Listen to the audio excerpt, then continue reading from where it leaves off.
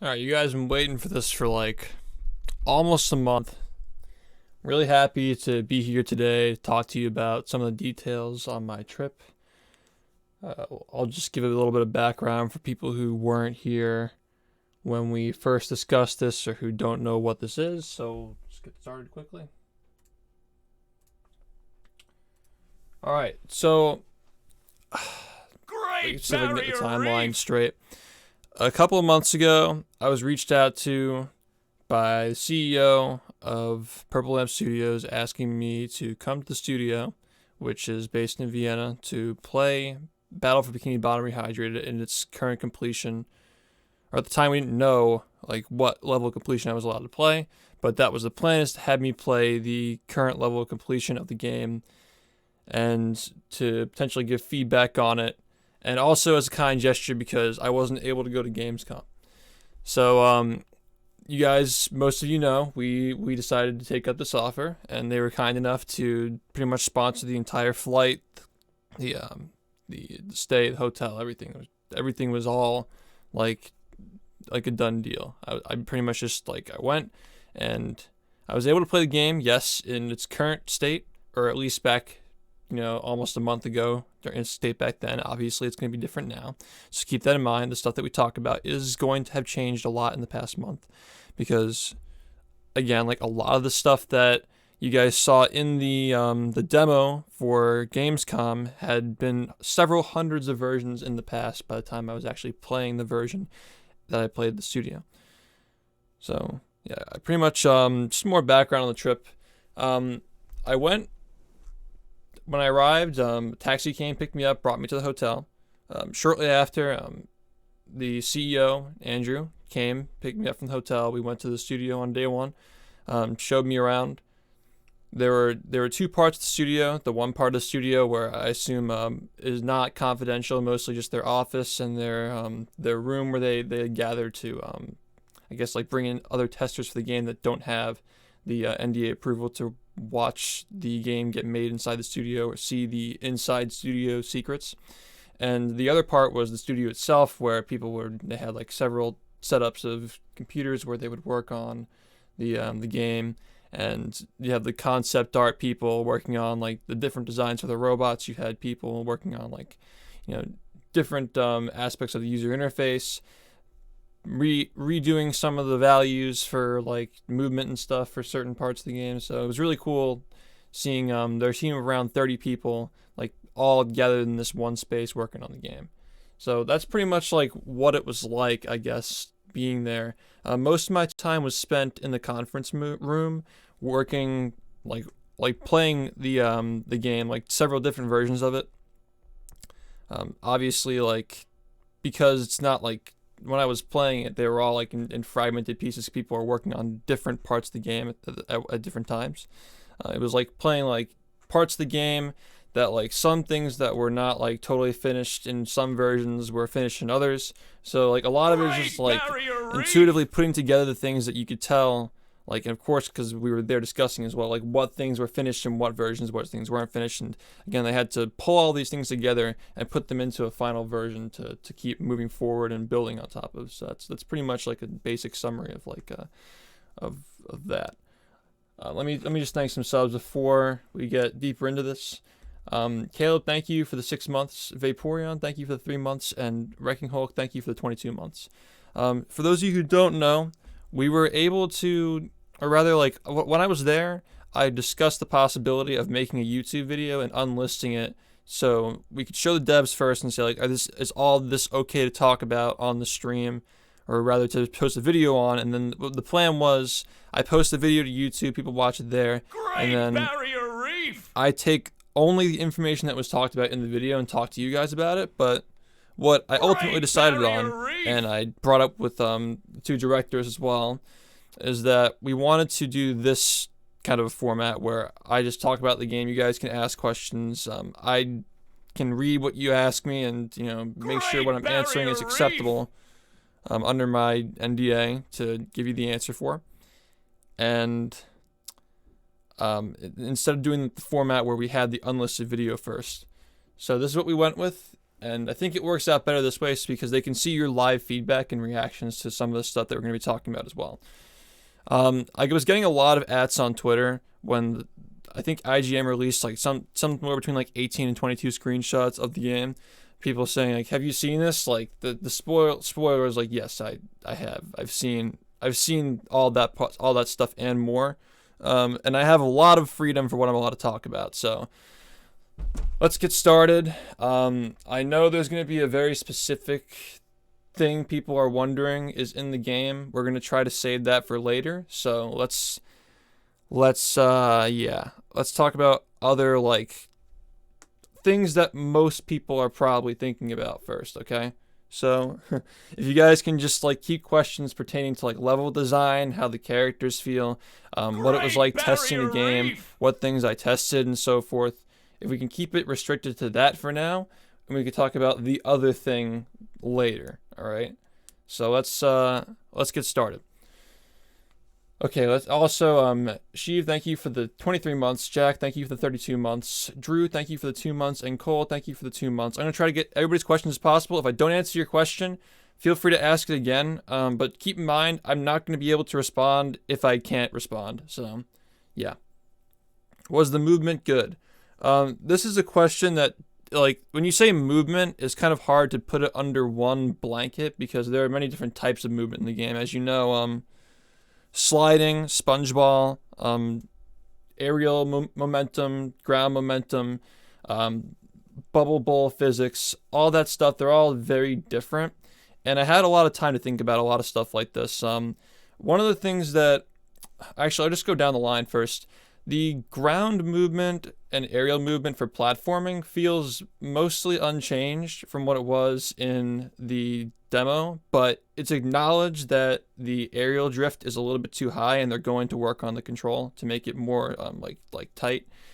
They did fix spin stalling, and I know people aren't surprised about that because we saw that the CEO playing the game, like in the demo, he tried to do it and he couldn't do it. It actually turns out that it was accidentally removed from the game. So the version that they shipped to Gamescom, like it was, because again, there are so many revisions going through that they ended up with a revision that shipped to Gamescom that didn't have it in the game, but it was in the game previously. So it was just accidental that it wasn't in. So yeah, you guys have nothing to worry about. That mechanic is still in. One thing that you guys are going to be really happy about, actually, that I think is a cool improvement on the original, is that you can cancel moves into other moves. Like, you can cancel the bubble spin with the slam a lot earlier than you would be able to. You can cancel it with jumping earlier. This is a big reason why when I came back, I was having a lot of muscle memory issues with the game because my jumping, especially for tricks like RSS, where you have to be able to time your jumps, like, nearly to the first frame after you jump after spinning, my muscle memory was really off because you can cancel the bubble spin with like other moves, so it makes the platforming feel a lot smoother. One thing that didn't feel quite right that they are addressing is, as we suspected, you can hold down the A button or tap it and it does the same thing. There's no sensitivity to how long you hold down the A button for. Now this is something that I talked to one of the developers on. He said that they tried, it was more of an accessibility thing where people were having trouble, I guess, with the variable, I guess, like A pressing for jumping, and they're trying to work on a compromise, I guess, where they want to have, like, I guess, like 3 different, the idea that was tossed around was like there are 3 different phases where like you have like a short hop, a mid hop, and a tall hop, but not like anything in between, just to make it easier to do those things. It kind of reminds me of like the short hop attacks that were implemented into Smash Ultimate, where you can press the A button and jump at the same time to do like a little short hop, like if you do them at the same time. So it's like, yeah, it's like accessibility stuff. Movement, okay, movement as well. That's for the ground movement. Okay, do you guys, I want to go deeper into the movement, but I want to also answer the questions. Have you, where's that question I just saw?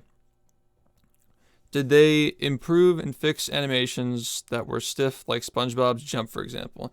Yes, and they are Another thing too is like they're still using the model that you guys were kind of worried about in the demo. But I gotta say, guys, after playing with the new animations, the new model is really starting to grow on me. You guys could probably tell from the SpongeBob movie trailers just released. It's the same model that's from the SpongeBob movie that's coming out next year.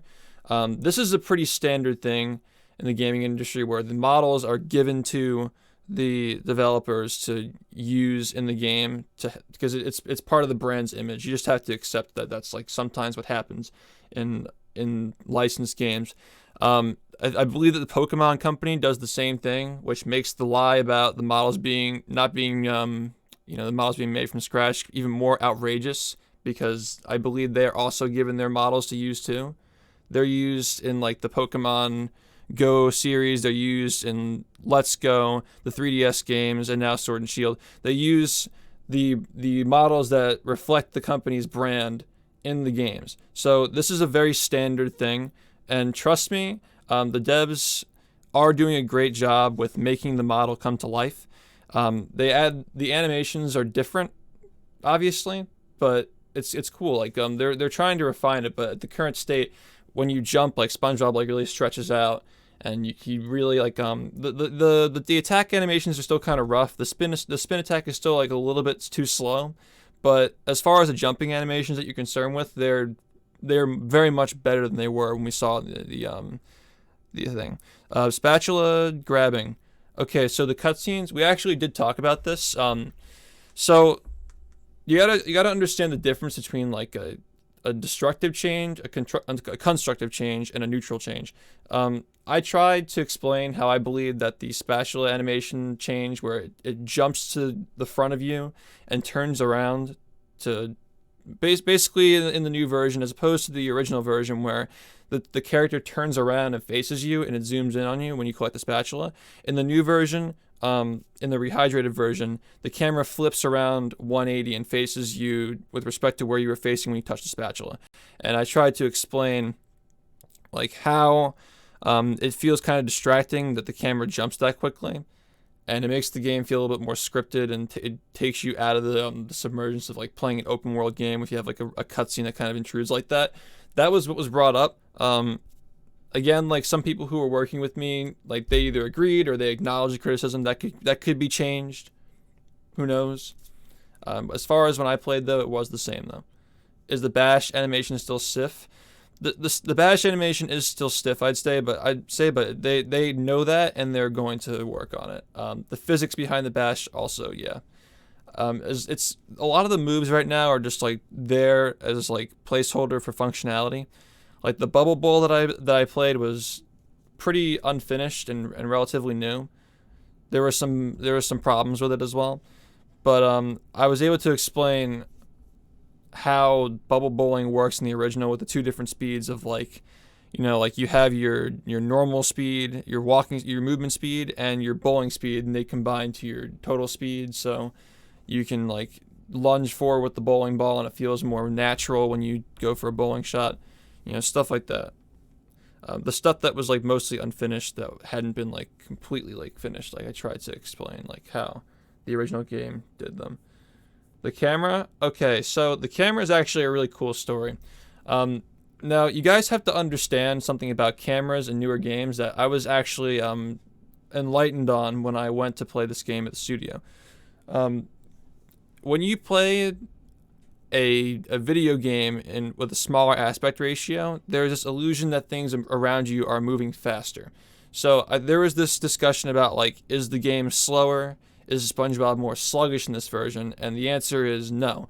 They scaled the world exactly to the way the models are in the original, like the worlds are in the original game, and the models are too. In most levels, there are some things like an industrial park where the characters are too big because they're scaled as they should be to the original world. But in levels like that and in the Chum Bucket Lab in the original game, they're actually supposed to be smaller than their overworld models. But that's kind of off topic there. Sorry, I've been up all night. I have not slept in like almost 24 hours. What was I saying? The camera, right. Okay, so yeah, when you're playing a game with a smaller aspect ratio, there's an illusion that you're moving faster than you actually are because things around you are passing faster and your field of view is more restricted.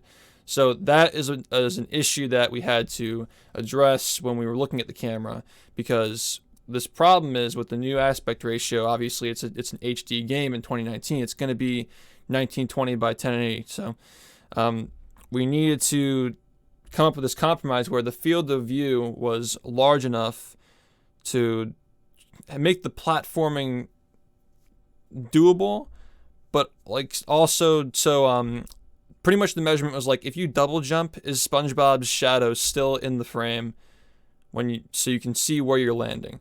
And as you guys saw in the Gamescom demo, the quick fix they had for this was like when you double jump, or rather when you jump or when you go airborne, the camera jerks down to show your shadow so you can platform easier. Now this does work in some areas, but it originally did seem like kind of a hacky fix because there are some areas, like especially in Goo Lagoon Caves, where you're doing platforming, you're like very close to the ceiling, and when you jump, the camera jerks down and it collides with the ceiling of the level, and it doesn't really work there.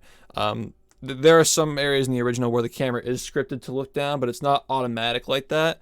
So what we did was we pretty much what they did was we sat down.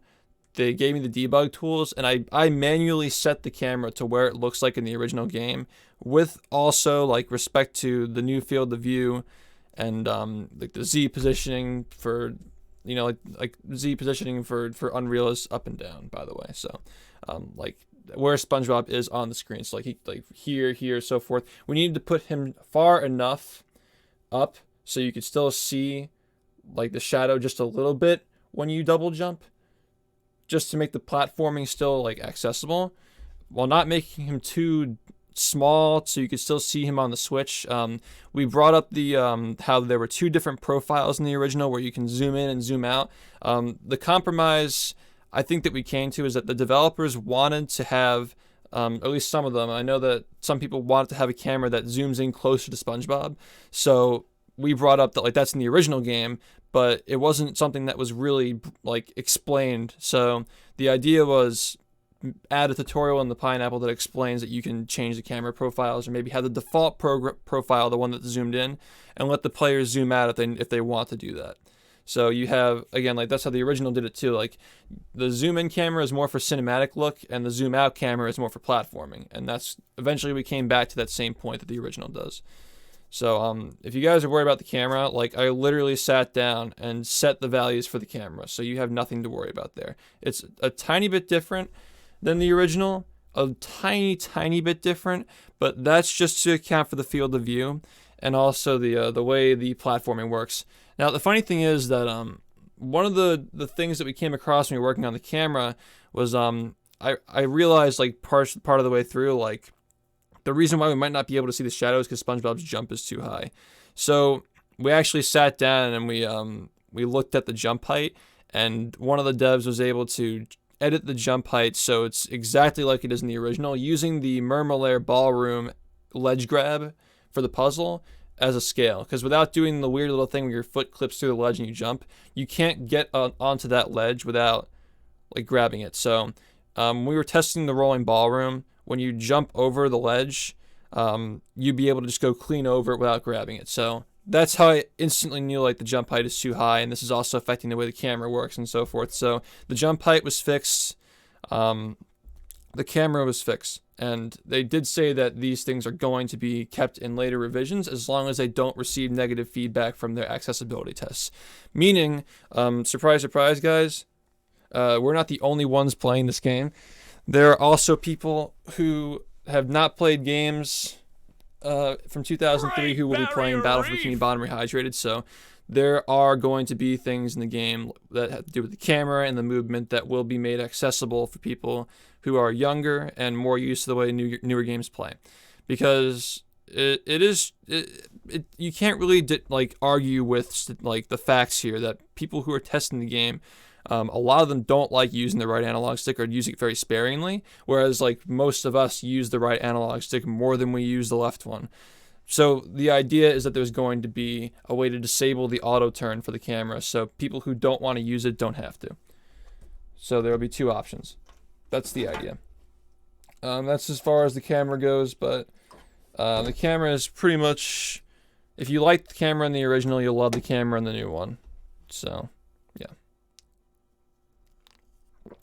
Boss triggers. I actually have something to say about the bosses.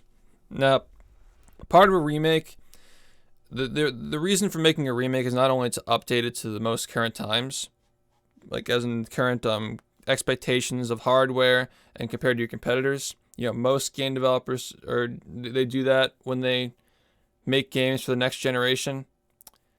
Most do. So Purple Lamp wants to also edit some things in the game to make them better than they were in the original. Like some problems that were there. I brought to light some of the problems with Rock Bottom's design, where you can climb up the slides and get to the end of the level early. You can just glide across to skip to Mr. Krabs. As of right now, they're working off of the original level models in the game. They're building over them, but they are going to probably shift that back part of Rock Bottom, the downtown section, back more so you can't glide to it. Because I think it's just kind of silly for casuals to it looks like you should be going there, but it's actually the end of the level. The original game was rushed, no surprise at all. One of the funny things is that the Trench of Advanced Darkness had a really big problem where it wasn't clear where to go, or a platform drops, you don't know how to get to it. So it's hard. This is a game where it's hard to tell what the original devs intended, because a lot of it is freeform, or a lot of it does feel a tiny bit unfinished. So I got off topic a little bit. We were talking about boss fights, but yeah, it's a challenge trying to fix things that the devs did wrong in the first place for the original game, because like I said, they're really dedicated to modernizing it and making the game a 10 out of 10, as opposed to the original being an 8 out of 10 or something. So one of the things that I brought up is how the boss fights are very repetitive and slow. So I literally sat down and said, okay, here's how long it takes to beat the Poseidon normally if you do the fastest possible strats. It takes around 3 minutes for Poseidon. It takes around 4+ minutes for Industrial Park. I want you guys to try and take that time and cut it in half. By speeding up the cycles, I suggested the first hit of Robo Sandy can be the normal speed, then make it a little bit faster for the second speed, make it faster for the third hit, and then that same speed stays on for the rest of the fight. That was the idea that I suggested. But pretty much I tried to suggest making the boss fights faster, or make the cycles not last as long. So for example, Patrick spinning around with his ice cream in the third phase, maybe he spins around for 5 seconds instead of 10. Stuff like that. Because the original game does drag a lot when it comes to the boss fights, except for the final one, which does not restrict itself to a cycle. So yeah, did they make them more interesting? As far as mechanically, they're pretty unfinished. They're trying to work out some stuff with Industrial Park to make it more accessible to bowl on the conveyor belts, but I feel it's not really that necessary, as long as you understand that the conveyor belts are moving, and you can anticipate the conveyor belt moving to where you're going to be bowling when the bowling shot finishes. As far as other than graphical improvements, it seems to my memory, other than just making them faster, they're pretty similar. The new robot designs are really cool. Some of them need a little bit of work, but for the most part, I really like them a lot, by the way. Is there anything that was kind of polished? Jellyfish Fields is pretty much done. There's still a problem with the game where it's not always clear what ledges you can jump on and which ones you can't. They're obviously, because it's a more updated game. The cliffs in Jellyfish Fields are a lot more defined, so it looks like you can jump on some of them when you really can't. They'll probably at least smooth them out a little bit, or make sure the language is more clear of what you can jump on, what you can't. We'll see how that goes. It's a hard problem that they explained a lot about how porting it to the Switch is going to complicate a lot more, making the geometry. I get like making that kind of geometry where you know what you can jump on and you can't. Like it complicates it a little bit more because they have to like blend models and stuff. It's all complicated shit that I'm not like too qualified to talk about, but they do acknowledge that it's kind of an issue and they're trying to work on it.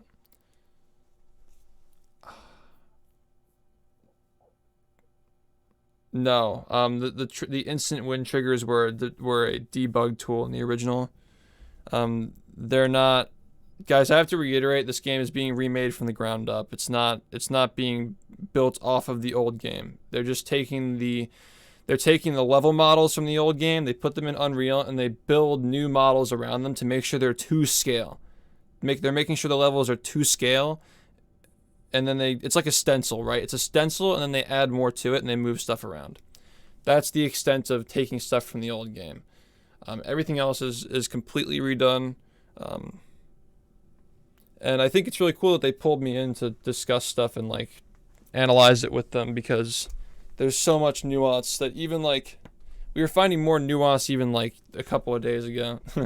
Like, we keep finding stuff on the game, so it'd be really cool to go back and show them all the stuff we found since then. Even like casual stuff that we did this went over our heads. Did you do much with the slide physics? Yes. Much like the camera, I sat down and helped with the slide physics. I tested them. The problem with the slide physics testing right now is that it's probably going to change a lot still, because the analog stick is not fully configured yet, where there's still like 8 directions on it. So the movement does feel a little bit clunky because of that, but that's just because they haven't gotten around to mapping the entire controller yet. So in a hypothetical situation where I end up going back to test it again, there'd probably be a much more accurate report on how that feels. But the slide movement definitely feels a lot better than when I started. They added a really cool effect. They added some motion blur to when you're sliding, and there's like more indication of like when you're pushing forward, the motion blur increases, and when you pull back, it decreases, so you have an idea of how fast you're going. It was a really cool change up. I like that a lot.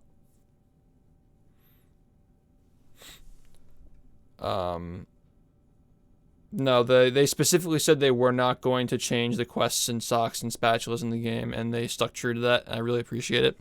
It's the old game with improvements, mechanical improvements, planned mechanical improvements in HD.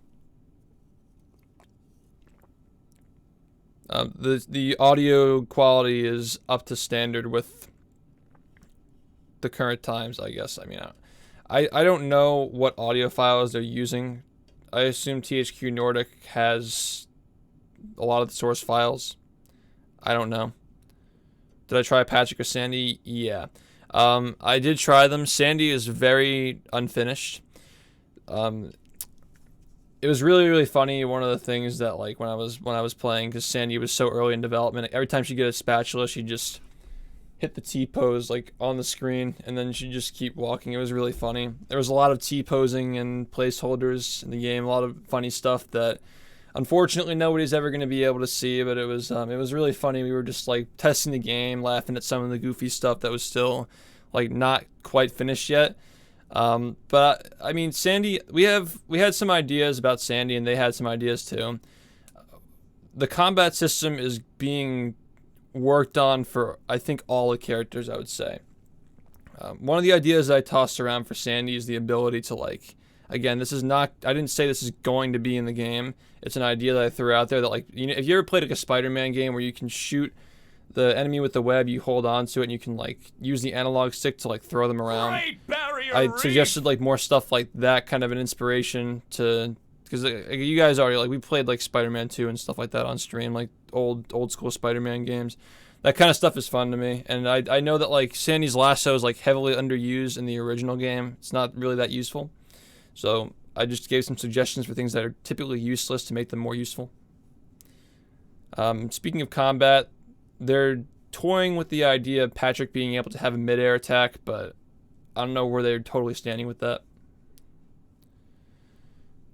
Yeah, Squidward's in the game. Great Barrier Reef! How's damage boosting? I don't remember. Great Barrier Reef! I actually don't remember. It's been a while. I wasn't really trying to damage boost in the game, but it's not... I don't remember the bungee cord effect that was in the demo being as bad as it was, but it was like a little bit toned down. I don't really remember actually. Let's see. Yeah, the spin stall was supposed to be in the version that you watched, but it was accidentally removed. That's the verdict. Let's see.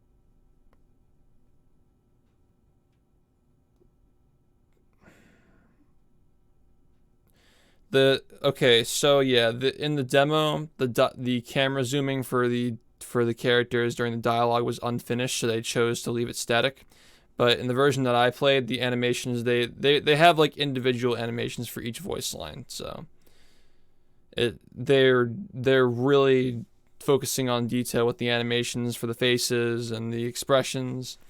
That's why they didn't want to even like show the faces in the version you guys saw. You guys, the version that you saw at Gamescom was so early in development. It's impressive they had that much done at that point when they showed it.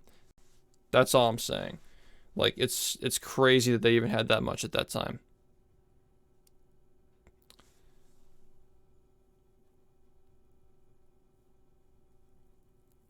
I believe that voice line stuff would be up to Nickelodeon if they are working on it. My take is that I assume Nickelodeon, being that SpongeBob is a much more established brand than it was 16 years ago, would try their best to get those voice actors or replacement voice actors if they feel it necessary. It's an issue that the devs are aware of it. The CEO himself is from the States.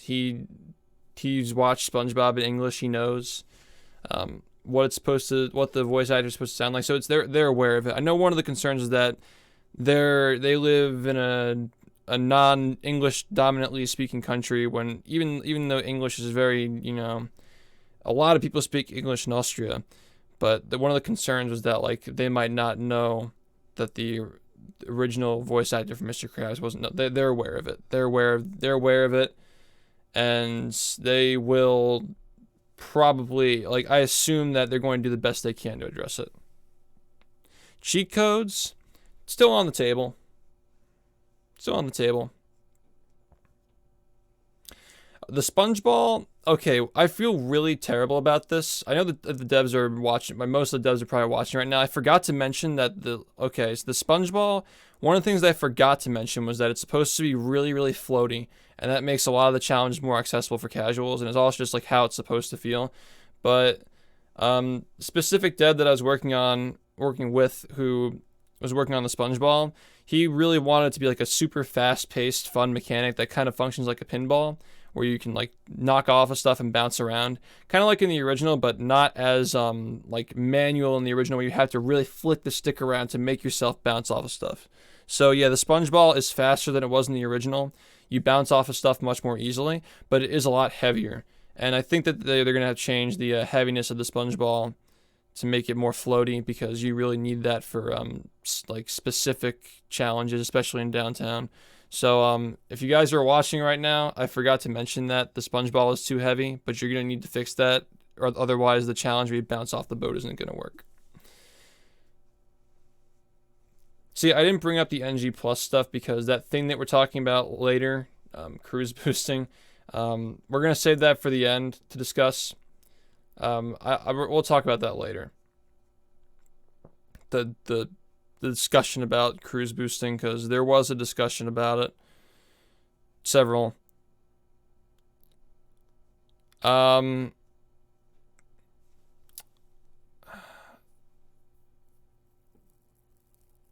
see.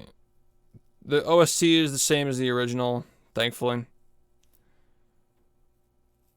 Yeah, I specifically asked about that voice slime with the jelly to rub all over yourself, and they said that, yeah, they're going to put it in the game. It wasn't in it when I played it, but they're going to put it in.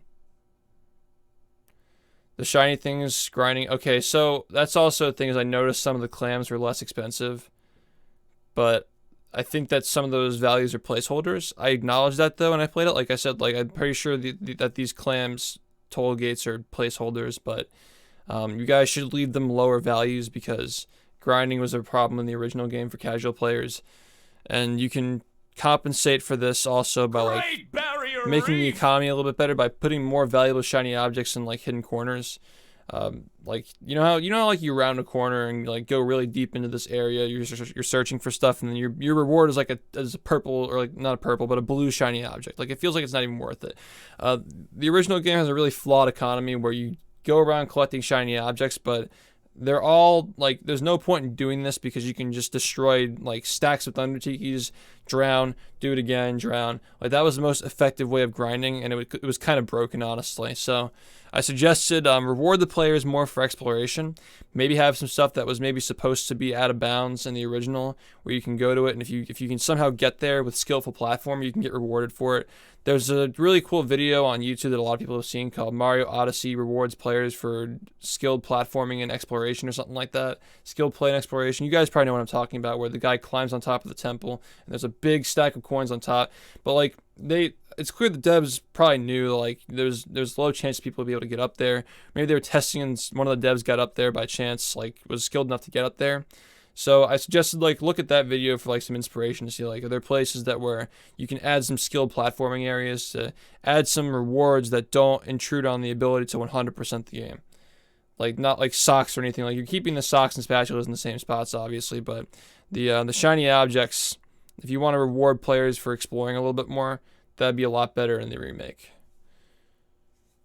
Will I play it on console or PC? I don't know. I'll probably play it on PC because it'll look better personally, I'd say. They are not implementing movie game stuff into this game. No, that's not going to be a thing. The saturation was a byproduct of bad capture. The people who recorded the gameplay, I think the capture card was faulty, or like it's just like a low frame rate. The colors were off. What you saw at Gamescom, the game doesn't actually look like that. The game doesn't actually look like that.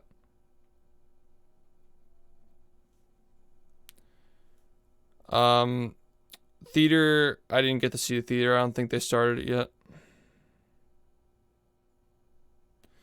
The knockback feels the same as the original? No. The knockback feels a lot more like bungee cordish and restricted. I want it to feel more smooth, but like there are more important things to focus on, and like something like that takes a lot of time to fix or edit. I brought up the possibility of like skins, I think, but that's something that you want to add after the game. The game's core elements are already finished. You want to make sure that when you're developing something that you focus on the stuff that's absolutely necessary first. I don't know whether it's alpha or pre-alpha, honestly. I don't know what the difference even would be.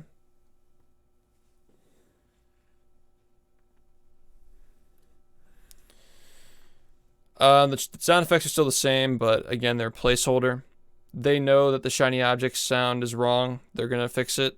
It's just that, like, when in their current state of development, they know their sounds are a lot off. Yes, you can skip the dialogue and the cutscenes as well. You can skip both, yeah. Replaying the boss fights, I'm sure you'll be able to. Great Barrier Reef! That's a good point, though. If you guys want to give them feedback, use the exclamation feedback command, by the way. That's another thing that you can do. Okay, so I know that it's getting to closing time at the studio right now in their time zone. So I want to address the thing that I said let's leave for later now. There was a discussion about cruise boosting. And I think for the most part, most people are convinced that it wouldn't really intrude on casual play if it's implemented, but the thing is that when you look at like the way like a development cycle and how tight it is with what they need to actually get in the game, you have to really pick and choose what extra things you're putting in the game to make sure the rest of the game gets finished and done the right way. They're not going to promise something that they don't know they can get done. This also goes up the chain of like, you know, like if it would even like work with the stuff that they've already programmed already. I think that the bowling animation or the bowling physics right now are relatively unfinished from the last time I played, so I explained to them how the bowling works in the original games. They could have implemented it that way now. I don't know, personally, because I haven't been in contact with the devs. I pretty much explained how it works. I showed like the simulator we were working on the stream to demonstrate like how the vectors work, how they cancel each other, and how it feels to play it. The thing about cruise boosting is that the camera controls very greatly affect how cruise boosting works. So if it were implemented, it probably would not feel exactly the same. However, one of the ideas that was tossed around is like, because cruise boosting is like an Easter egg type thing, if it were implemented, the idea that was like possibly when you activate it, the camera changes to like the like some kind of like modified camera where you can control kind of much more like it was in the original to make it feel more like the original. But these are all like ideas that are being tossed around. Pretty much the verdict is they're open to it, but they're not sure if they can put it in. There are a lot of reasons why.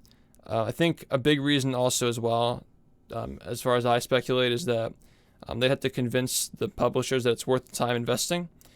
Obviously, like there are some arguments that like it'd be an amazing PR move to like show the core audience that they care a lot about them. They want to, make an experience that the originals can enjoy.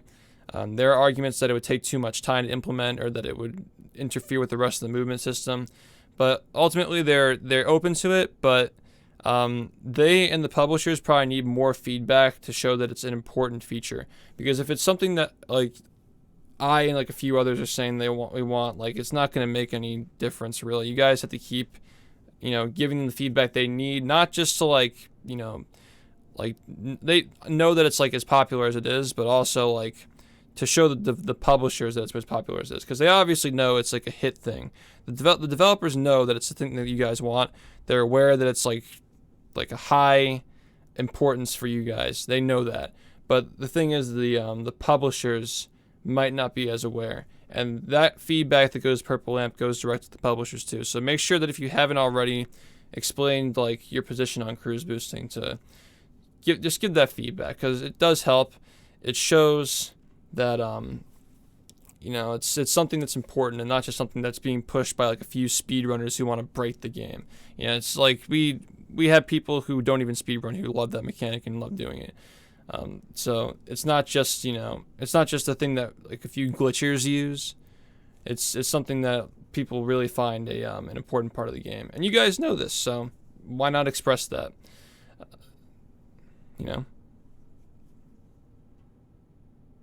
Why can't they just take the patches thing? Oh, I know what you're talking about. Yeah, that's a whole different story. That's yeah. I thought you were talking about like patching it into the game.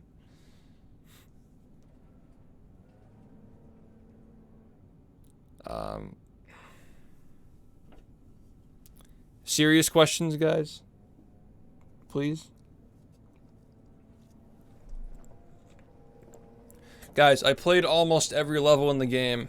Ask me questions. What levels did I get to play? Good question. So, I played Jellyfish Fields, Downtown, Goo Lagoon, Poseidon, Rock Bottom, Sand Mountain, Murmelair, Dutchman's Graveyard, and that's it. The other stuff is either really unfinished or just not even started. Well, started, but like not in a state that I could play, I guess. I don't know if it was started or not. They just said that they're not ready to play. So, but the levels that are finished look really good. Okay. Cole, thank you for the 2-month resub. Gaming Guy Gerd, thank you for the gift sub to RP Deck. Wraith, thank you for the 13 months. Captain America, thank you for the 10 months. Yuri, thank you for the Twitch Prime. Battle, thank you for the 31 months. Chow, thank you for the 6 months. And True Lunar, thank you for the 20 months. How is Industrial Park as a level? Like I said, I think one of the things that I realized after I left, because I've been thinking about the game a lot from my memory when I left, and one of the things I realized that the models are, like the character models, like not the robot models, but the character models are too big. You gotta make them a little bit smaller. Because in the original game they are smaller to compensate for the camera view and like how big the robot is. Just like it still looks good though. Like the atmosphere is really nice in it, and the robots look super cool. The lighting and saturation was like, it's still, what you saw in the Gamescom demo is not how it actually looks. It was always fine. So whether it was changed or not, I'm sure there were some tweaks here and there, but it was never problematic because what you saw in the demo was not actually how it looks. Kelp Forest, I did not get to play. I did, however, express my ideas. I was able to play the original game while I was there and show them, like, these are some things you guys have to fix in the Kelp Forest because I think they're confusing for casuals and they're often complained about, but I didn't get to actually play the remake of Kelp Forest. The cruise bubble? Okay, so I was conflicted with how the cruise bubble worked because they have currently like a toggle for inverted controls and no inverted controls. And I realized like when I was playing that the inverted controls of the cruise bubble, X, Y, like up, down, left, and right are all inverted, where up and down aren't supposed to be inverted in the original version. Now we came to the conclusion that like the cruise bubble in the original, like there's no telling why they made up and down non-inverted and left and right inverted for the original. We thought it was just like an oversight or something, but I just realized like the reason why it feels so weird and counterintuitive is that shooter games use a lot of the inverted left to right and up and down is non-inverted. Or I think, no, it was the other way around. Up and down is inverted, left and right is not inverted. That's how it was. So like when you play like Call of Duty or something like that, even in modern times, like up and down is usually inverted, left and right is not.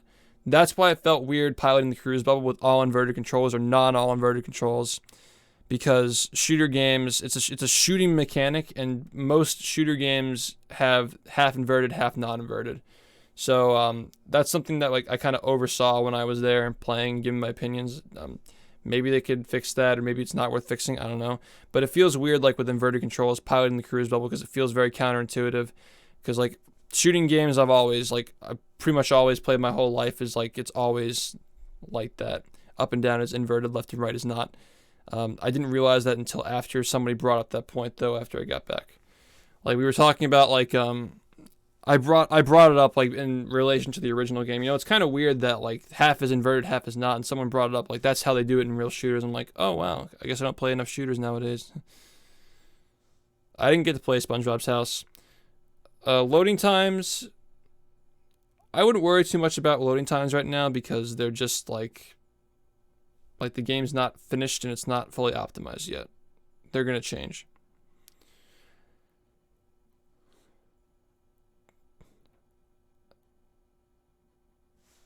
Y-axis inversion in shooters.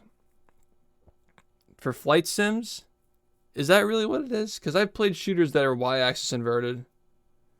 Something about it doesn't feel right. I don't know. I did get to play the Graveyard. In its current state, it was pretty unfinished. Not much to say about the Graveyard, honestly. Just like pretty standard stuff. There was some like workarounds with the wall jumping mechanics that I said that I explained like how there were like some like small things like misconceptions about how things work in the original they were trying to emulate. There like for example there was like this weird thing where like the wall jumps at the end of Shipwreck, like the camera was fixed in one direction, like it would put you in wall jump mode when you go near the wall jump and not when you actually start wall jumping. So I just tried to explain you got to differentiate between the two. It's kind of off topic, but most of the Graveyard is just like that kind of stuff. I did also say that the boss fight at the end, the Dutchman, has to be made faster than the original because the original boss fight for the Dutchman is so dragging and awful. That's like a really easy fix though.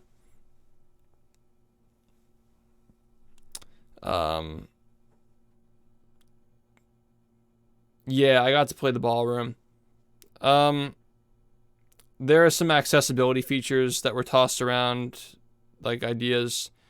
One of the ideas that I tossed around was like maybe we can make the track light up as the ball goes through it to show where the ball is. They made the ballroom a little bit more lenient in timing as well.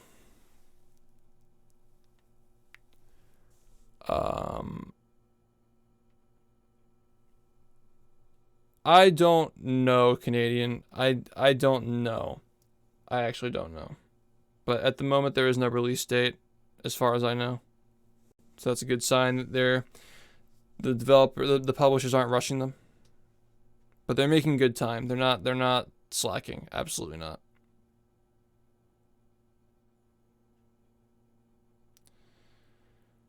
Yeah, I did bring up stuff about Kelp Caves. Can you switch characters more often?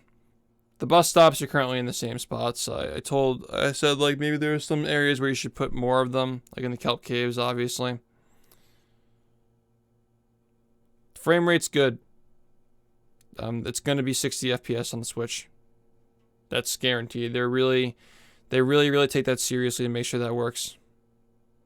Yep, all new animations during conversations. They're all specific to those dialogue as well. There are more checkpoints added in some areas. Shrek. They plan on adding more checkpoints. A lot of it felt pretty similar to me though, because like I'm not like going around like I'm not like dying a lot particularly in this game, you know, so I'm not really thinking about it.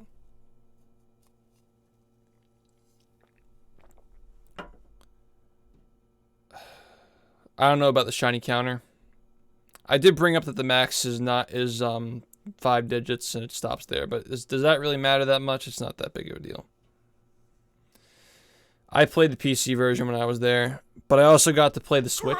I got to play the Switch in its mobile form. I got to take a look at it. It was pretty cool. Genetic, thank you for the 4 months. For Sand Mountain, was there any discussion about making the timer challenge more difficult? Yeah, there was actually a discussion about like the difficulty balancing of Sand Mountain and like how most of the challenge on the slopes was the fact that the tikis were like in your way or something. So they want to try to rebalance Sand Mountain to make it more difficult. I don't know how it's going to work because the game's mechanics are relatively simple. But what they're not going to do, that we talked about, is they're not going to try to make the movement more restrictive to make it harder. Because that, like, you got to, like, work around the level to make the level harder, not, like, restrict the movement, you know? So you had nothing to worry about there. Is Rock Bottom cool? Oh, yeah. Rock Bottom is one of the coolest looking levels in the game. Really, really cool looking. Really nice looking. There were some ideas thrown around about, like, the aesthetics of, like, the differentiating between the slides and pathways with different colors of neon lights. The museum is actually really, really cool. I love what was done with the museum. They have, since, like, the models, obviously it's like it's newer generation consoles. They have more room for detail. They have, like, glass cases in the museum that go inside the walls. So they can add, like, little, like, they have, like, actually, like, models, like, they're, like, placeholders, like, T-posing in the glass is, like, just proof of concept, I suppose. They have, like, little glass cases in the museum, like, inside the walls. They could probably put, like, Easter eggs and stuff, you know. It's cool.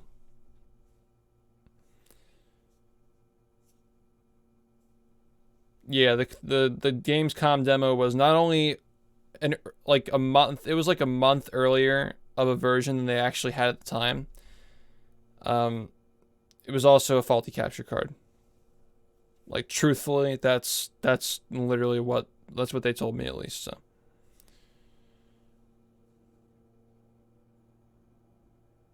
do you guys have any questions that don't pertain to multiplayer? Any other questions? Single player stuff only?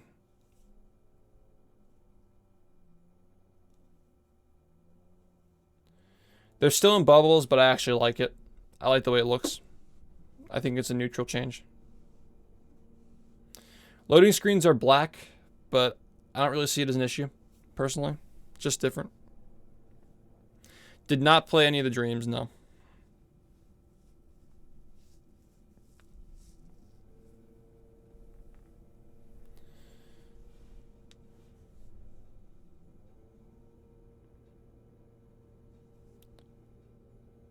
An option for classic graphics, there's no need. It looks good as it is. It's not oversaturated like you saw in the demo.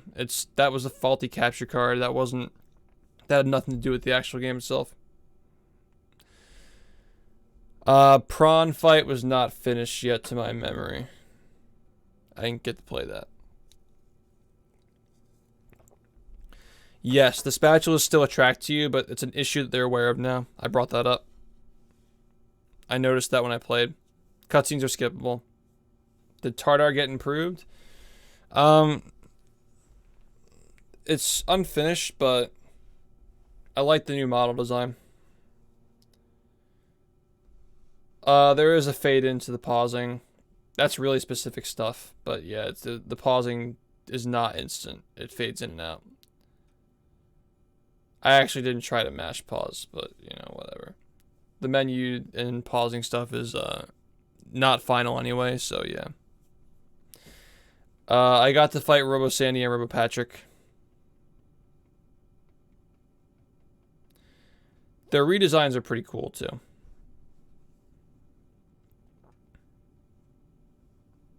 Spatulas are the exact same.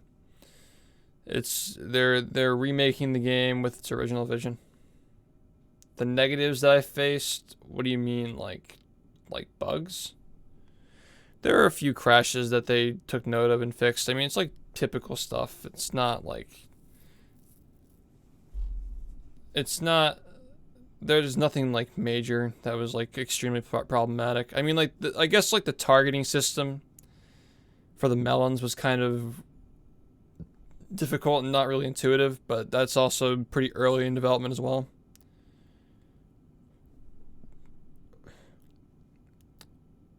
I actually don't remember the specifics about the newscaster. He is in the game though. Is Chuck a sniper? Chuck's missile is way dumbed down, but I told them that they should make it harder because it was too easy to avoid. Arcana, it's not a touched up version of the original. It's a completely remade game. The glitches from the original are not going to work in the new game unless they purposefully implement them. Which is not really what we want. We just want cruise boosting, really. That's it. Yep, the sneaking, we calibrated the sneaking to make it a little bit easier to go into sneaking mode. It's functional right now. It just needs a little bit more animation smoothing. There was a little problem where sneaking up there, like jumping while sneaking, made the shush tikis go away. But that was something that was taken note of, and they probably fixed it by now. Honestly, there was stuff like when I modified the camera, like with the values and stuff, and we like went back and forth with the camera. The camera that the camera angle that I chose and that we all agreed on ended up in the next version. Like I was walking around the studio and that camera angle was on all their PCs. So they said that they're going to keep it unless accessibility tests say that it's not good. So like that kind of stuff, yeah. The caves in Goo Lagoon. I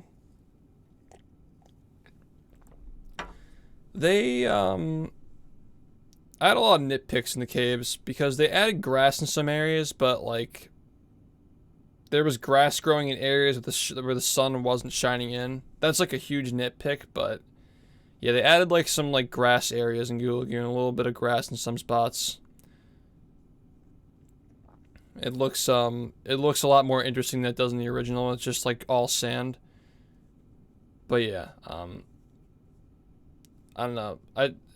That's like the only negative really for the caves. They all look good. They planted grass, yeah.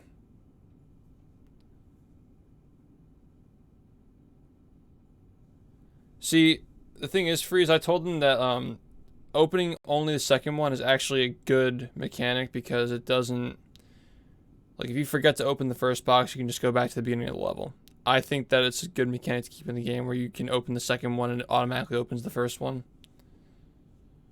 Think about it. The reason why that stuff is exploitable in the original is because the level design's broken, not because the boxes had that function. The out of bounds animation, I was able to look at SpongeBob's. It looked alright. The goo tanker lid, that was one of the things that I brought up. The Dutchman's graveyard was pretty unfinished in terms of textures, but I did say like, one of the ideas that I brought up as well was like the possibility of like for buttons that you have to bubble ball only, make a different symbol than like the little hand push thing. Make it like a bowling ball symbol for those buttons. Have like a cruise bubble symbol for those types of buttons for the cruise bubble. So the idea that I said was like maybe have like a cruise bubble symbol on the goo tanker lid So if like it's not like literally like in your face, like big red button, but it's like kind of etched out like subtly. So if you're looking around, you're like, oh look, there's a cruise bubble symbol up there. Let's hit the goo tanker with the cruise bubble.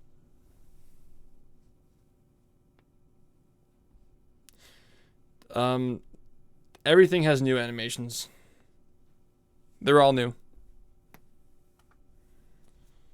Yeah, I did. They thought it was funny. They've all seen that video too.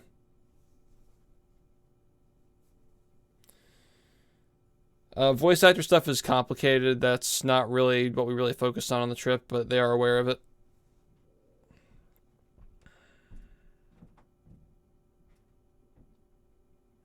Kelp Forest, I did not get to play.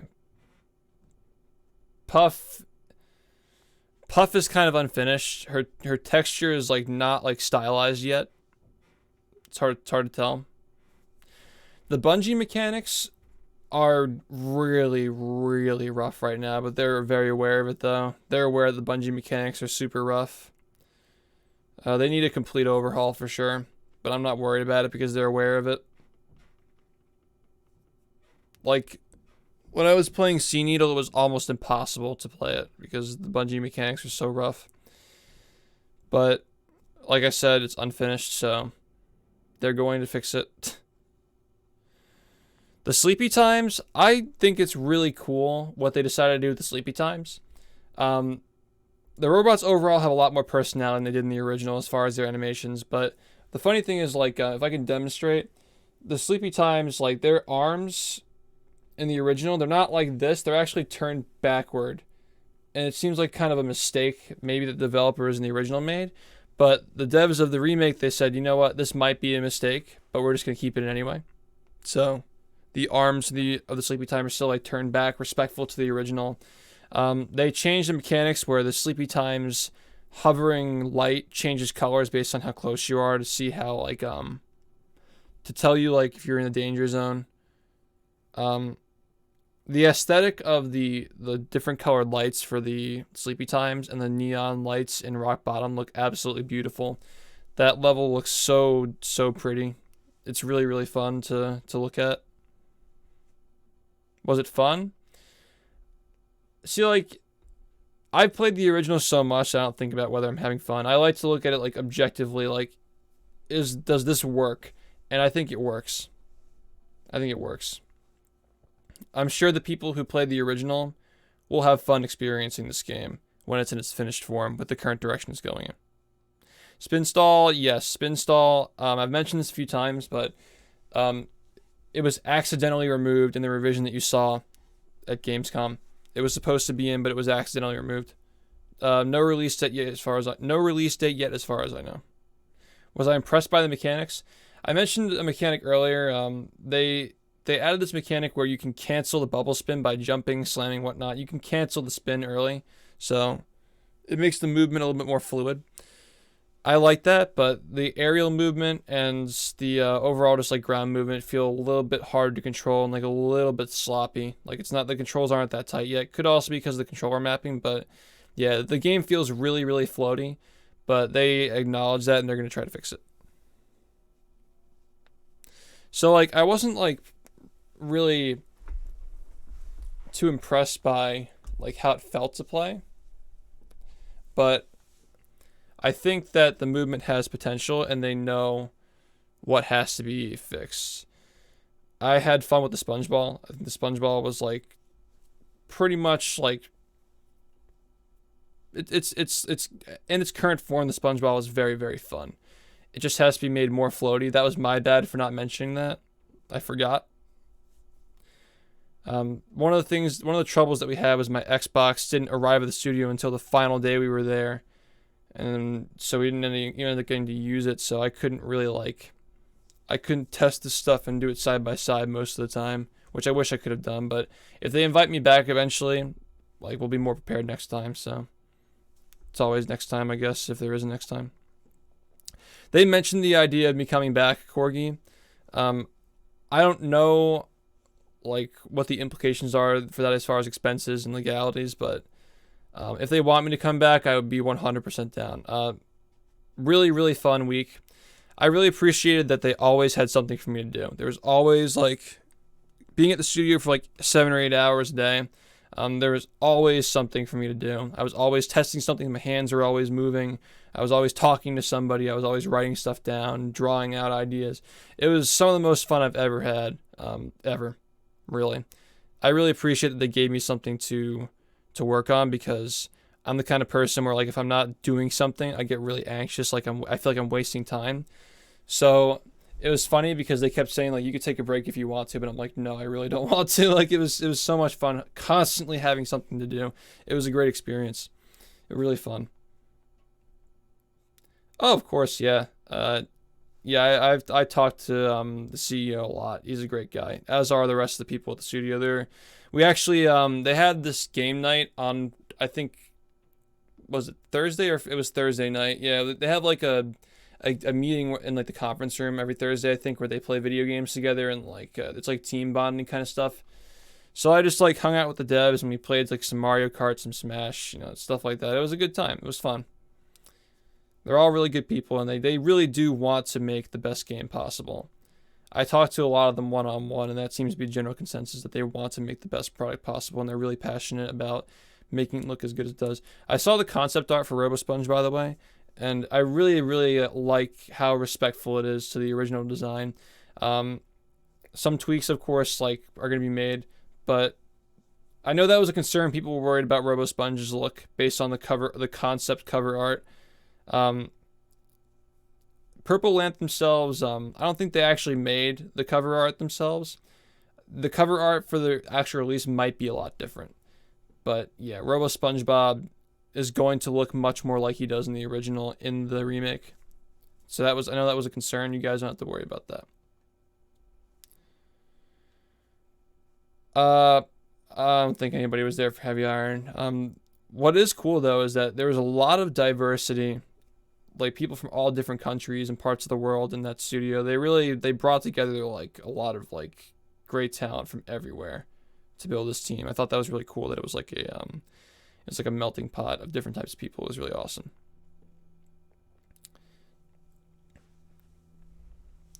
I don't think I got to play Treatum. I think that Bikini Bottom itself is pretty like unfinished. There's a lot of placeholder stuff in it right now. It's used for like teleporting the levels and stuff. The bash attack is still being worked on, I'd say.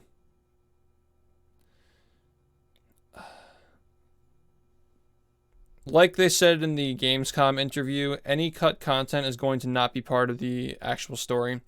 That is straight from the interview that they gave at Gamescom. That is not any new information.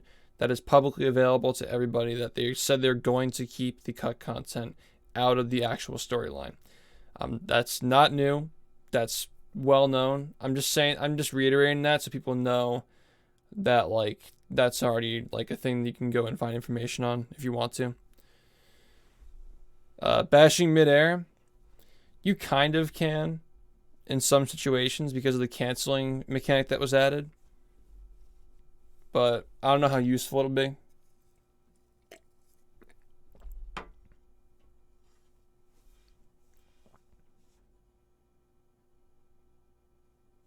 Yeah, I did mention that having Robot SpongeBob on the cover of the art doesn't really make a lot of sense because it spoils the entire game for anybody who hasn't played it. And to be frank, the cover art is the least of their concerns right now. They're mostly concerned with the actual product. So they will be looking at that in the future, though. It pushes you forward, but it's very unfinished. Not much to say about the Bubble because I don't want to judge it based on its unfinished form. Yeah, we did fix the camera. We sat down and fixed it together. It looks great now. As of right now, it's going to be in the final version, but if accessibility tests say that it's not good, then they're going to change it, or we'll come up with a new compromise. I'm still in touch with the devs. It'd be cool if I can go back and test some of this stuff like sometime early next year.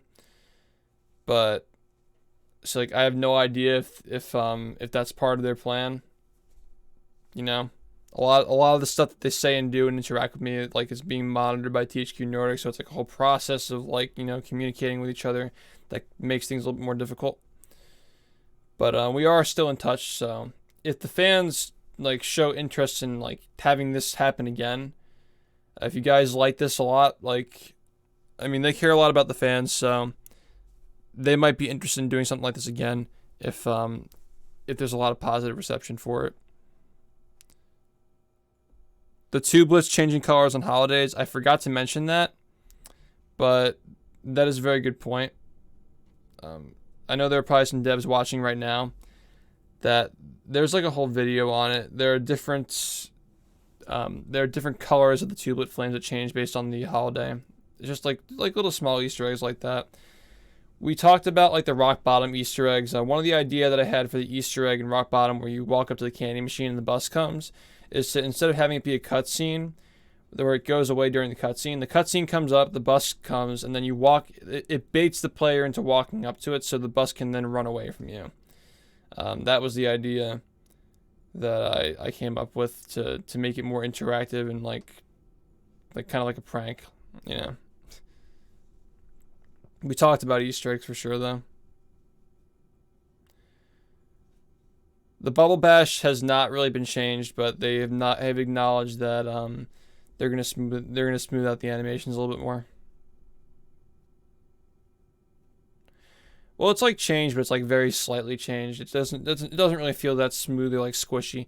The jumping animations feel a lot more squishy and smooth, though, like SpongeBob should feel. Cruise boosting is not, like, it's been discussed. It's on the table, but they're not sure if they're gonna put it in yet. There are a lot of like things they have to figure out to be able to decide if they can put it in. But I think ultimately, if the fans really want it, and if fans show that it's like something they really care about, they'll try their best to put it in. So yeah, you guys know how to use the feedback command, !feedback. It's all available. You guys can give that feedback. Reminder that the devs know you guys want it, but the publishers might not know. So the publishers read that feedback as well. It's a way to tell THQ Nordic what you want as well. So make sure you're still giving that feedback, because if things go silent, then people start making assumptions. We all start making assumptions about stuff. Let's just keep in contact. Let's keep in touch. Let's keep the conversation going. The most pleasant surprise I had while I was there. Like, as far as the game itself,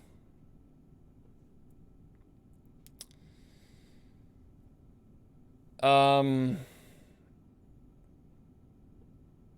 like that a lot of the robots kept their rugged kind of like design. Like they're like very rugged, kind of like slapped together metal sheets. Like even the Bomb Bot, there you can see the metal sheets like extruding out of it, even though it's supposed to be a sphere. They look rugged like in the original, but they look more like HD. Sandy's actually kind of a funny situation with we said that the current version of Robot Sandy kind of looks like an evil teddy bear. So that one's gonna get changed a little bit, but the direction for that is really, really cool. Instead of her legs like being like actual like robot legs, they're like springs. So there are springs they're like big springs that connect her body to her feet, and she just kind of like walks around. The springs like move her around. And there was an idea that was tossed around with like the back of her tail being like a little exhaust pipe, so the exhaust like comes out of her tail when she walks around. But I did explain like the Robo Sandy is supposed to be like a doofy, clunky robot that's kind of like made like crap. So they're really trying to bring out that expression to show that the Robot Sandy is like this like first boss tier level, like kind of like a gag boss, sort of like tutorial level thing, where it's not that serious of a threat, and it's just kind of this bumbling, stupid looking robot. Are you able to use robots as platforms? No, but I did mention, I believe, that the robots should be able to be jumped on. Like you could jump on their capsules to like platform off of them. I did also mention that the robots need more of you need to be able to hit them farther when you hit them. They don't really go too far when you hit them, so it's not as satisfying to destroy them. But that was brought up. SpongeBob's model is the same. We mentioned earlier, you guys saw the trailers for the SpongeBob movie. It's pretty clear to a lot of people that it's the same SpongeBob model from the SpongeBob movie that's being used in the game. That's just like a branding thing. A lot of licensed games do that, where they have the model that the company needs to support the brand. You know, that's just the reality of the situation. But the animations that they gave SpongeBob look great so far as like the jumping and walking and idling stuff. He looks absolutely adorable in this game. He doesn't look like he does in the original game, but he's still like really squishy and cute. I like it a lot. Is the bubble wand reach extended? No, but I did bring that up. That they should do that. Can you walk off ledges and jump like the original? To an extent. It's not as crazy as the original, but you can still do it. That's just like basic platforming stuff, though. Like, you should be able to do that so you don't, it's like especially for like accessibility for children, like it makes it better. Can you still hit robots into other robots? Not really. But I did mention like the auto targeting system with the robots and like to do that stuff, make it more satisfying to kill them. They're really focused on making the combat better. Because like, as you guys mentioned, the horde mode that they discussed in the Gamescom demo, like they're making a whole game mode where you destroy robots. So like, they're gonna enhance the combat. It's definitely gonna be a focus to make the combat better. Because the combat in the original game was okay, but like it was mostly carried by the level design. That's all public information, by the way, from the Gamescom demo. I didn't really get to test if Patrick's stun lasts longer.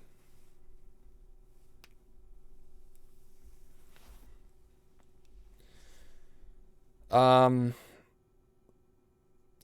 for the robots that didn't get ones in the original. That's a very good question. That's something that you should bring up in the feedback. That's not even something I even thought of. We should bring that up. More cutscenes for the robot introductions that didn't get them. Yeah, I did do the sandcastle flood climb. It was it's just what it is, you know.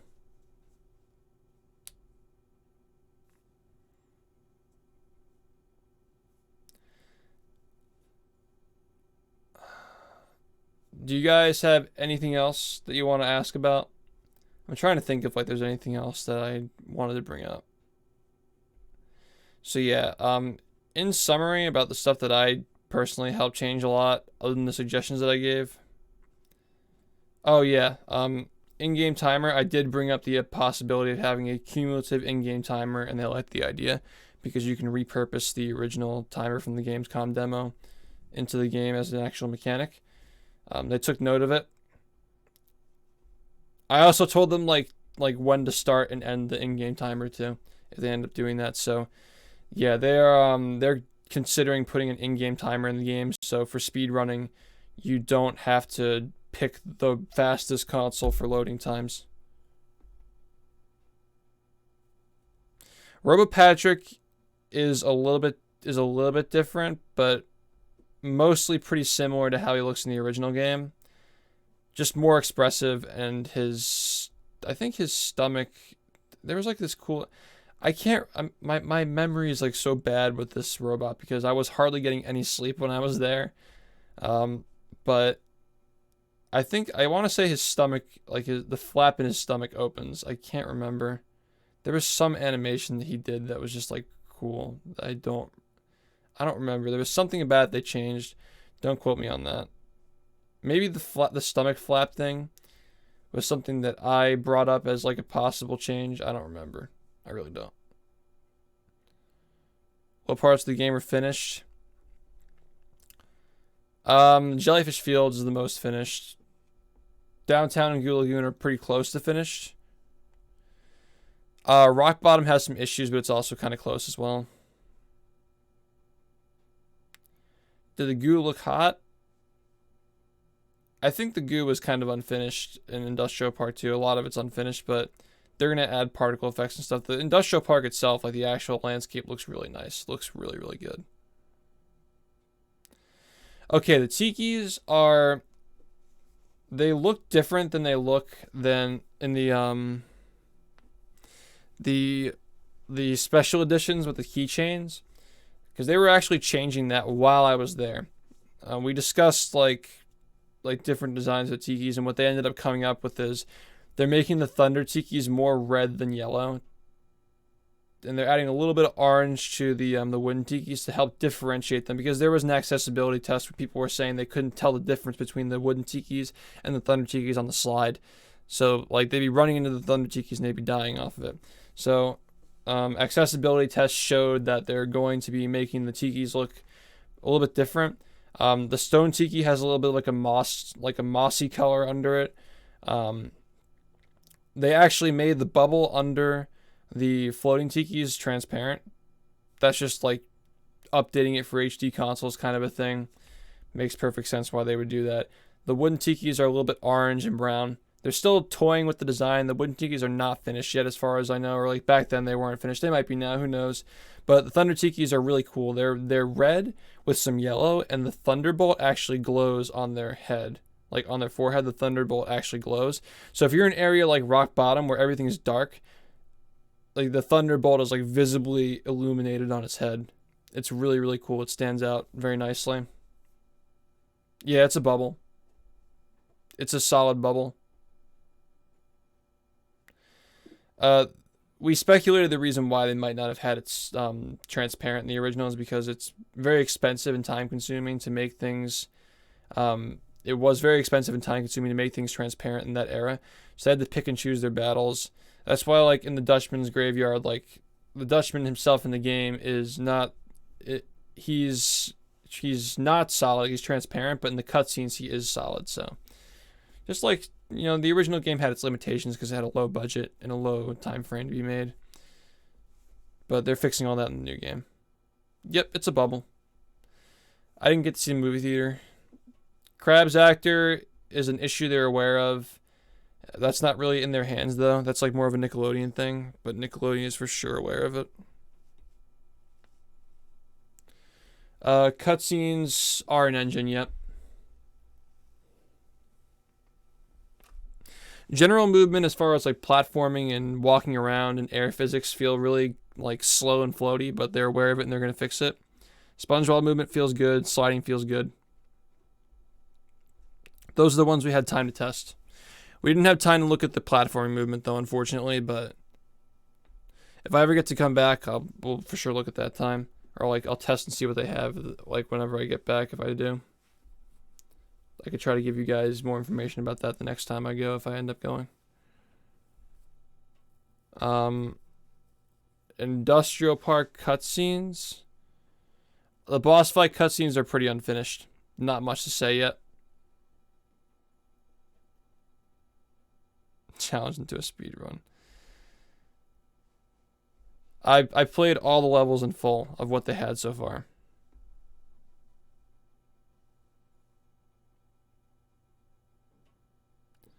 The ski ball machine is in the game. It does have a hand trigger inside of it. You guys have nothing to worry about. Not that it would even work anyway if it didn't. You guys have nothing to worry about. The objects are still in bubbles. Yeah, they are. The ARF robot is really cool. I like his redesign a lot. They changed his mustache into like mutton chop mustache kind of thing that goes around. It's like it's cool looking. He looks more menacing. I like his design a lot.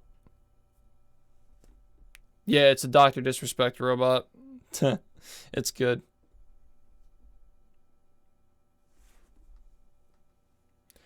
Tubelets are cool looking.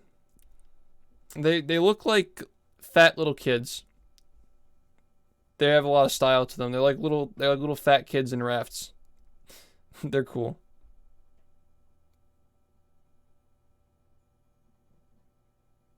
Yeah, I really like the redesigns for a lot of these robots.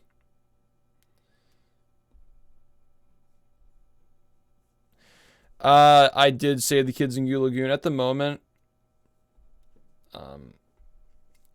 I think like actually hitting the kids breaks, like pops the balloons.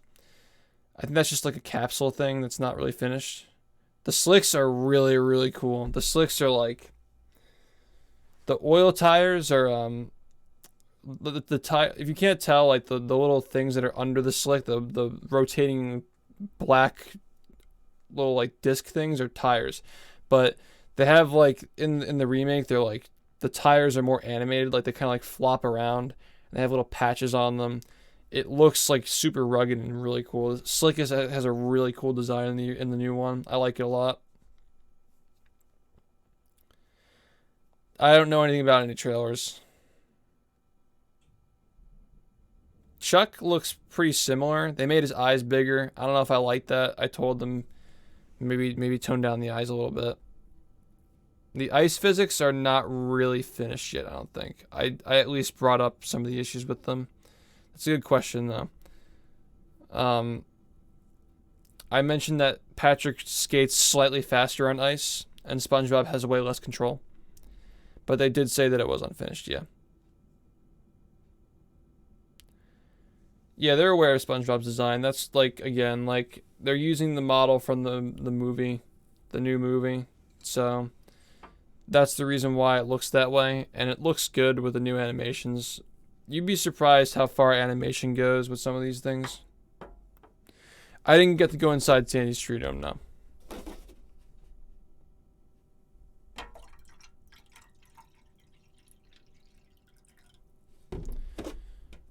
How the little laser robots look, the BizBots. There's a really cool redesign on those. They thought it was kind of silly that the robots kind of like just go like this and shoot the lasers. So they had a mechanic, or not a mechanic, but rather an animation added where there's a little lever on their head, and they pull down the lever to shoot the lasers out of their eyes. So it's a little bit more animated, a little bit more personality, makes a little bit more sense. It's cool looking. Hammers look the same as they did in the demo, but I did mention that they should be able to poke their heads out of their stomachs when they hit their heads into the stomach with the hammer.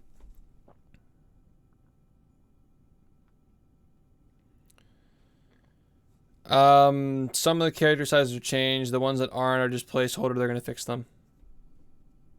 They're keeping all the dialogue from the original.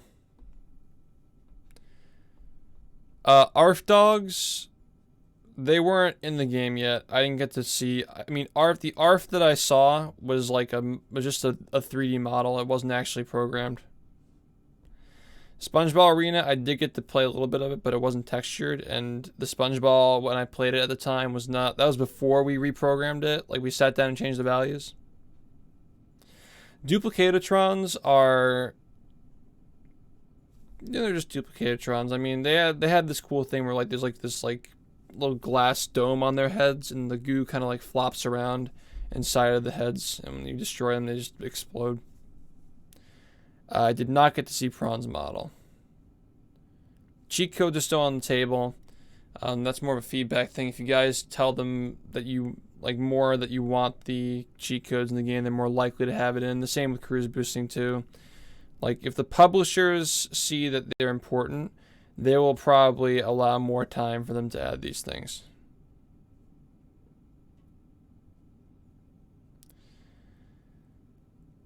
Do NPCs still react to getting hit? I didn't try that, unfortunately. But, I mean, the devs are watching right now, so they're probably aware of it.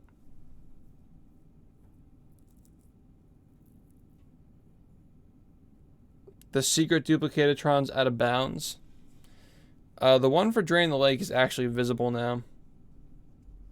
The secret ones out of bounds are just like because the original devs are limited in what they could do.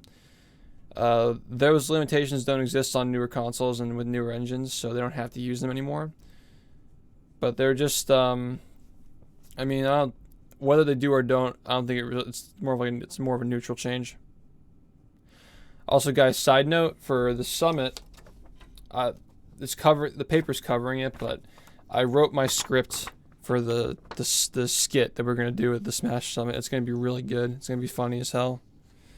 So, if you guys aren't aware of the Speedrun Summit that's coming up next week, I'm going to.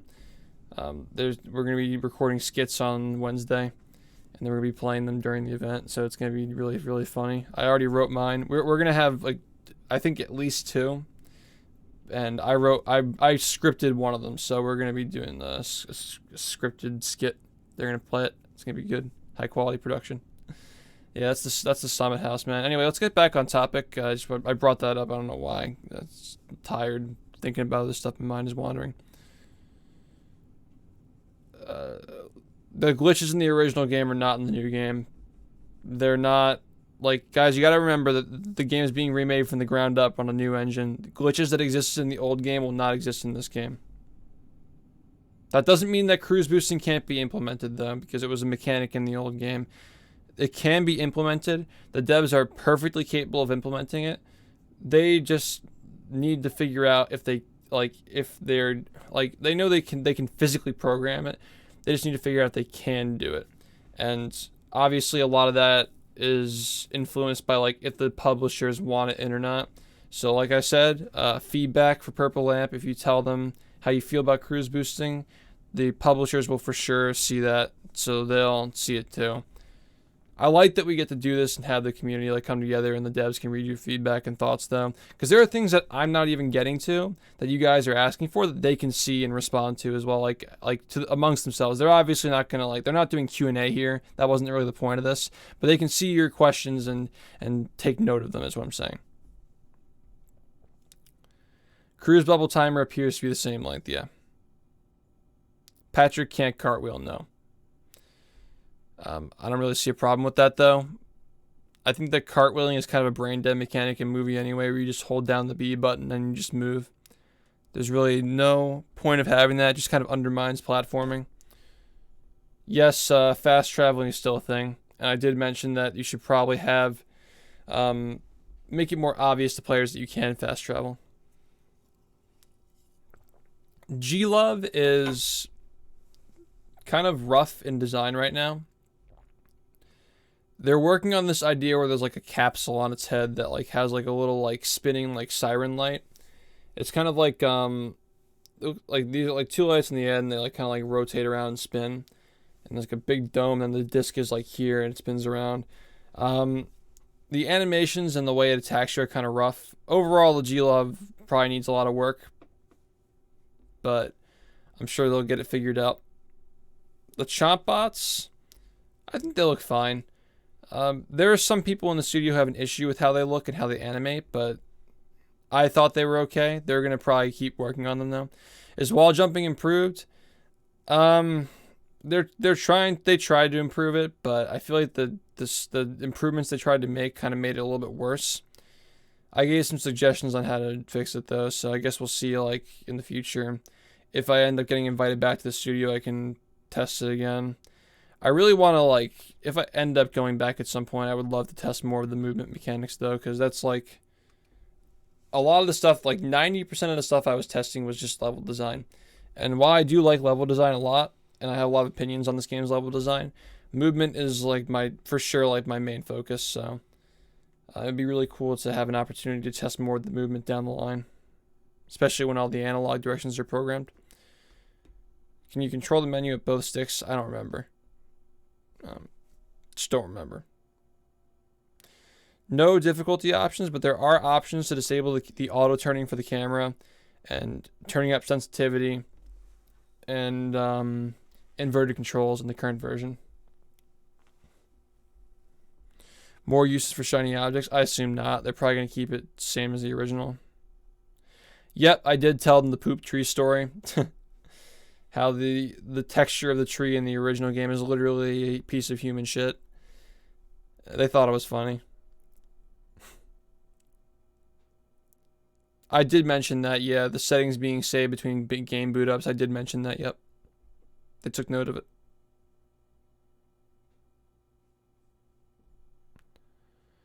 it. Cheats are on the table. Don't seem to be implemented yet. Like cheat codes. Yes, you can implement the camera options are normal, inverted, both inverted X only and inverted Y only. You can do both. You can do all those options, yeah. Realistic fist announcer is the same, I think. I don't remember if I even saw. He's in the game, that's for sure. Is the Murmur lobby ledge grab still a thing? Yes, but I told them about it and they're gonna fix it. Sorry, guys. You win some, you lose some, but I think that thing is so stupid it has to be patched out.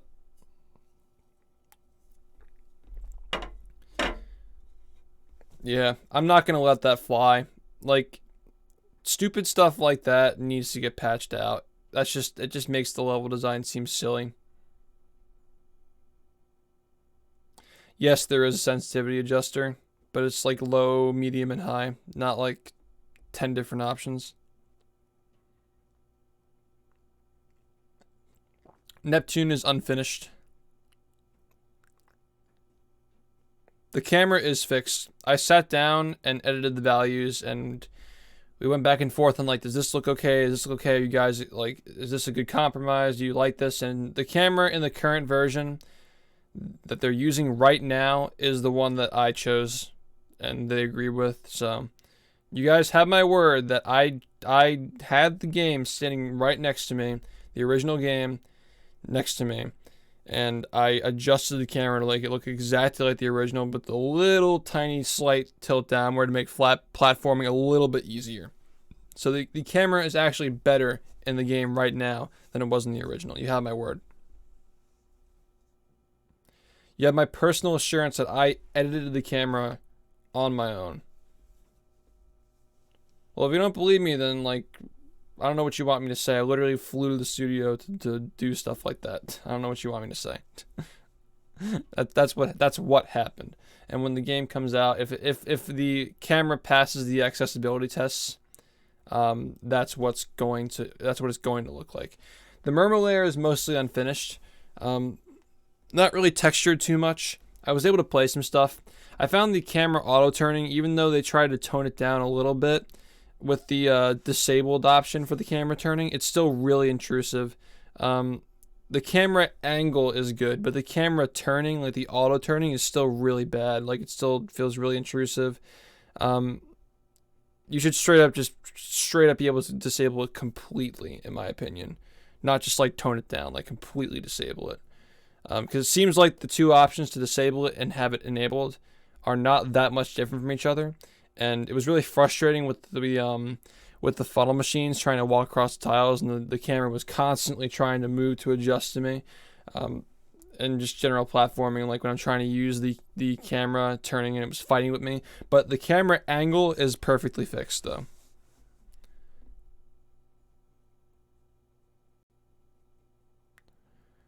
I have no idea when you'll be able to play the next demo. Yeah. No, but they're working on a way to disable and enable it as an accessibility feature. I got to see the hub. It's not really finished though. It has a lot of like extra stuff in it that the developers are using for testing things.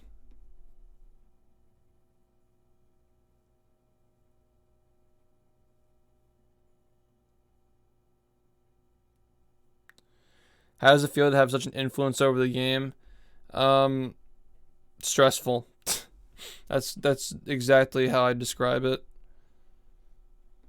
Because I feel like I'm like kind of connecting you guys to the devs. Like, we're all kind of like in contact now, and I'm like trying to be like the mediator to get things that you guys want acknowledged and things that they want acknowledged by you guys. It's both ways, guys. Like, there are things that they want. They according to their design philosophy, they want to have certain things in the game, and they don't want to have certain things in the game. And I'm trying to meet a compromise between you guys and, of course, myself, my own interests, because I have a lot of opinions as well. But when I say that, like, trust me that cruise boosting is still on the table. But just keep giving the feedback, keep showing the publishers and developers that, like, it's something you really care about, and, like, it'll still be on the table. If it just gets forgotten about, if people just kind of like stop mentioning it or talking about it, it might get forgotten, probably, because I feel like it's one of those things where if it doesn't seem like an important feature, they're not going to spend time on it, as opposed to something else that could be refined even more. So make it apparent to the publishers that you want it, because the devs know that you want it, but they need to be given the time to do it. There are a lot of moving parts to this whole situation. Yeah, I'm just doing the best I can, Gundam. And honestly, I'm not the one you should be thanking. You should be thanking the devs at Purple Lamp for being so transparent and welcoming to all of you guys. Really, it's really awesome to see this from developers being so transparent and open about what they're doing and what they want for the game. I have no idea if they'll consider a public demo. No idea. Does it feel stiff? It feels like you float around too much when you walk. It feels a little bit floaty. But they're aware of it and they're going to fix it. No idea about releases. As of right now, we're going a little bit overtime, I think, because I know that the devs, CEO, and I'm sure there are some people at THQ Nordic who are watching right now. It's like almost 6 p.m. for them over there. I don't want to keep them here that much longer. I just want to say thank you to the CEO, Andrew, for inviting me over, and for the devs for being so kind and welcoming and taking criticism so well and working with me and letting me work with you on this game. It's really awesome helping develop the next step in this community's, like path, and also the next step in my own streaming career. So it was really awesome to be a part of it. I definitely want to keep in touch. Completely open to coming back. And yeah, everybody here is very appreciative. There's been a lot of drama and controversy about other developers like not doing the best job at listening to their fans. So it's a breath of fresh air from you guys, like seeing this much care and passion put into a game. Trust me, like people notice it. The people for certain notice that. So you guys are doing a great thing. It's awesome.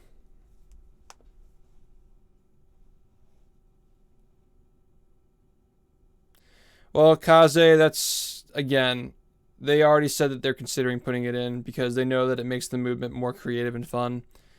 And it makes the game's lifetime last longer. It makes it better for streaming, keeps the community happy around it and playing it. If it's a small thing you can do to make your core audience happy, it's only a positive thing. It's not going to hurt anything. So, Money. Still on the table. You guys can potentially have it. Just make sure it's still clear this month, next month, the month after, that you still care about it and you want it. Yes. So if you're just getting here, yes, cruise boosting is still on the table. Just remember, any thoughts you have on this talk, questions you have about the game, or like concerns, make sure you send them to the contact at Purple Lamp Studios. Use the exclamation feedback command in my Twitch chat, and you can send them your feedback. Jeez, I'm gonna upload this to YouTube as well. So I hope you guys got everything you wanted out of this talk. There are some things that I had to intentionally ignore because I'm not allowed to talk about them. So sorry if you were one of those people. But yeah, we'll be talking more about this on my stream tonight. Again, still restricted to only talking about certain things, so I'll try my best to, tell you the stuff that you want to hear without going over the line. And yeah, the stuff that you guys want is still on the table. It's still on the table. They're still listening. So just remember that. All right. Thank you, everybody, and thank you to Purple Lamp for tuning in. It means a lot to have the communities come together like this. It's really awesome. So, that said, I'm going to host another member of this community. Crawfish is a speedrunner who's doing a 100% speedrun right now. I'm going to go to bed because I'm exhausted and I'm going to pass out. But we're going to give Crawfish a big old raid. And he's doing some Battle for Bikini Bottom speedruns of 100%. And I'll see you guys over there. I'll hang out for a little bit, and then I will go take a nap and get ready for the next stream. So see you guys tonight with Battle for Bikini Bottom 100% in preparation for the GSA Legends appearance next week. Get excited for that too. And remember, thank you, Purple Lamp. And thank you guys for all coming together today and waking up so early to witness this and be a part of it. I appreciate it. We all do. Everyone does. Peace out. Have a good one.